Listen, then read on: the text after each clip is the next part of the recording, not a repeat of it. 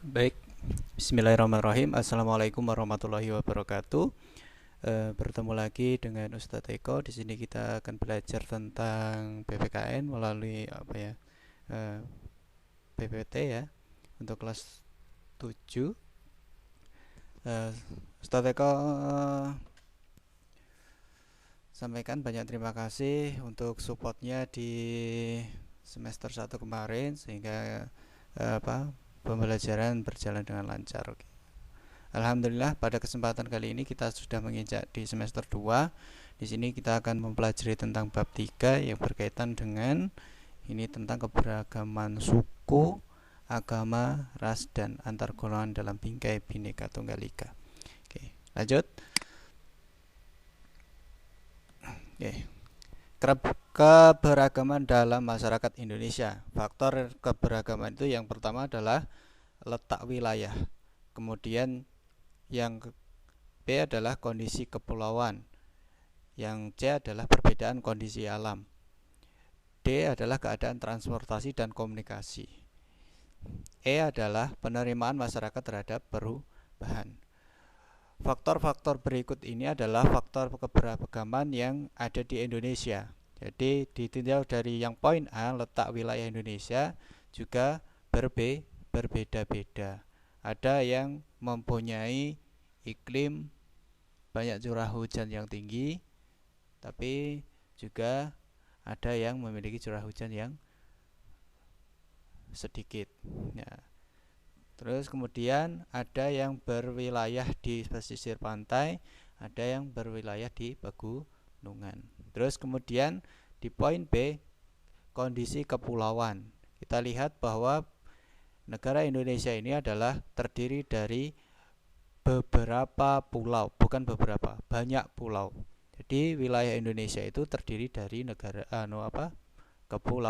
kepulauan. Terus kemudian yang poin C ada perbedaan kondisi alam. Jelas perbedaan kondisi alam ini dilihat dari struktur tanah dan struktur tanaman yang ada di setiap wilayah negara Indonesia. Kemudian keadaan transportasi dan komunikasi. Kalau ini kita melihat di kondisi keadaan transportasi dan komunikasi ini adalah berkembangnya suatu daerah. Perkembangan setiap daerah itu berbeda-beda, tergantung dari kebijakan pemerintah dan juga pemerintah setempat dan juga masyarakatnya tersendiri. Terus kemudian penerimaan masyarakat terhadap perubahan. Banyak di wilayah Indonesia ini yang masih tertinggal, tapi juga tidak semuanya masyarakat yang demikian itu. Juga ada beberapa masyarakat yang sudah mengalami banyak perubahan atau penerimaan perubahan yang sangat baik. Contohnya yang belum banyak berbaruan adalah di sekitaran masyarakat Badui, karena mereka mempercayai bahwa ketika mereka mempunyai istilahnya gini, mereka menerima perubahan, nilai-nilai nenek moyang yang dianggap mereka sebagai kepercayaan mereka itu akan hilang. Jadi seperti itu. Demikian juga di masyarakat di tanah Pulau Jawa dan sebagainya dan lain-lain. Yang menerima perubahan secara cepat juga banyak, yang tidak juga banyak. Oke. Baik, lanjut. Yang pertama adalah keberagaman suku. Keberagaman suku ini merupakan ciri khusus setiap daerah yang ada di Indonesia. Bisa kalian lihat di buku halaman 88 buku paket ya.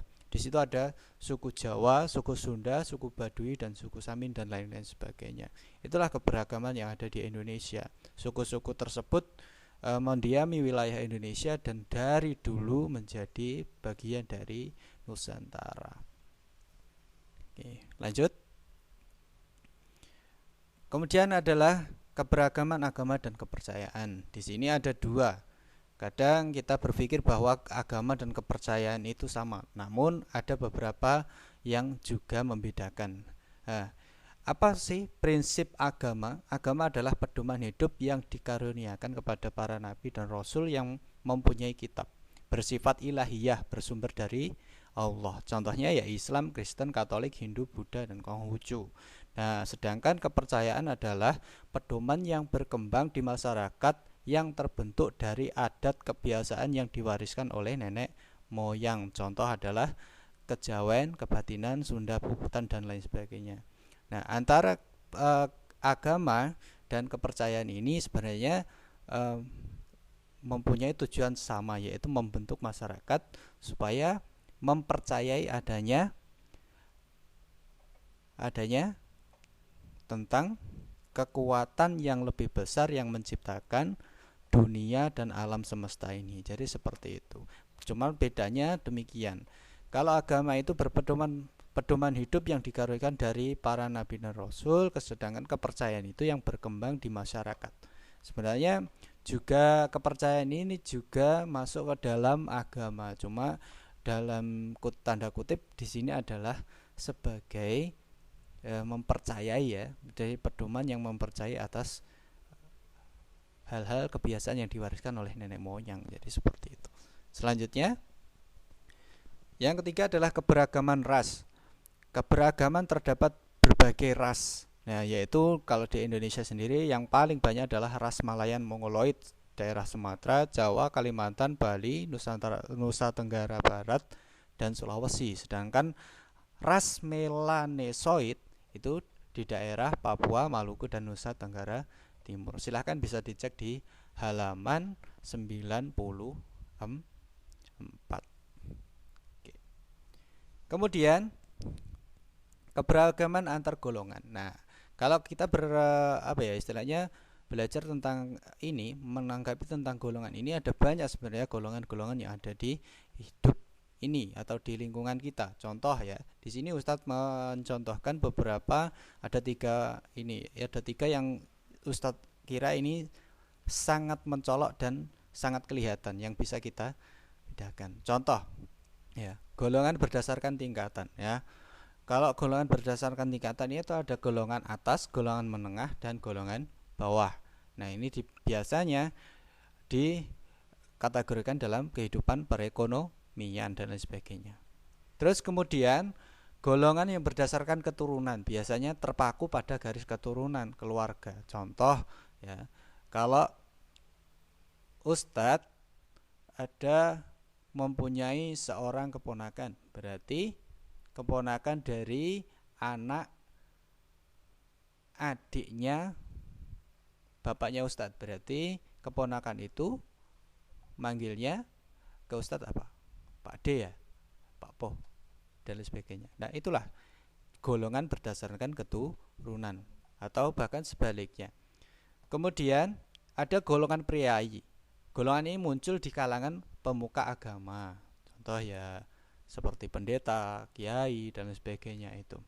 Nah, mereka masih banyak lagi golongan yang lain. Nah, tidak usah sebutkan, cuma nanti silahkan digali sendiri, belajar sendiri apa saja golongan-golongan yang ada di masyarakat Indonesia.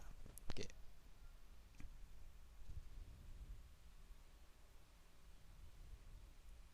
Ya, mungkin itu materi dari Ustadz terkait dengan keberagaman suku, agama, ras, dan antar golongan dalam bingkai Bhinneka Tunggal Ika mengawali pelajaran kita di semester 2 ini. Semoga tidak tidak menjadikan sebuah